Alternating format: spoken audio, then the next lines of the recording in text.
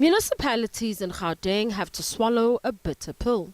This as Water and Sanitation Minister Pemmy Majodina prescribed harsh measures to force municipalities to get their finances in order. According to Majodina, local government is required to collect revenue from residents for water usage and ring-fence the funds for routine maintenance. But that has not happened, leaving Gauteng municipalities with a maintenance backlog and aging infrastructure in need of urgent attention. This is compounded by a growing population which has increased the province's demand for water. As I've been saying, that what we are going through in Gauteng and all level municipalities of Gauteng, it is self-inflicted pain by municipalities where they were unable to do the necessary things, that is to operate their reservoirs and the water resource as well as maintenance. The main underlying cause of water supply disruption in Johannesburg is therefore at the peak demand for water is close to and occasionally exceeds the available supply from rainwater. But Gauteng residents are the biggest losers.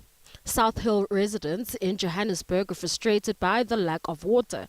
Despite Gauteng recently being placed on level 1 water restrictions by the Department of Water and Sanitation, these residents say their water challenges started nearly 3 years ago. They say this has left them with no choice but to take to the streets to fight for the human right, access to water. 3 years ongoing, but in the latter for this year, it's been an ongoing thing. I mean, since last year. The last stretch was 16 days. That was last year. This year is the total, it's havoc. We are very upset about this because this is happening all the time. Why doesn't the municipality fix the leakages in Johannesburg? I mean, there's 37% of water is going to waste alone just on the leakages. The South African Local Government Agency in Gauteng has been calling for a review of the current funding model of municipalities. Currently, some municipalities are allocated an equitable share of the national budget of around 9.8% by Treasury, while 90% should come from the provision of waste collection services and the sale of water and electricity.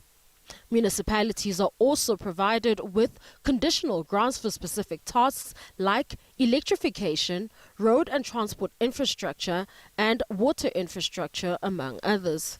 The white paper in South Africa made an assumption that 90% of the revenue ordinarily municipalities should be able to generate to fund the expectation. But in reality, there is a disjuncture in that regard. Hence, we are saying let there be more funding injected into local government. And it's a fair request in a sense that we still say to municipalities, continue with your responsibility of maximum collection. Dlabathi has cited economic conditions which have led to record high unemployment levels, having a negative impact on municipalities' collection rate. This has led to an increase in the number of indigent households that require free basic services. The Gauteng provincial government is of the view that all spheres of government must intervene.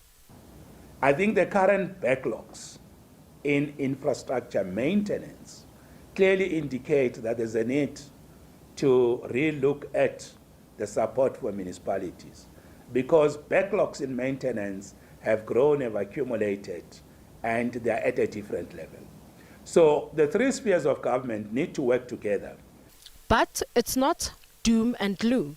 In spite of the overwhelming demand and aging infrastructure, Rand Water continues to provide water of the highest quality possible. Balentle Mthethwa, SABC News, Johannesburg.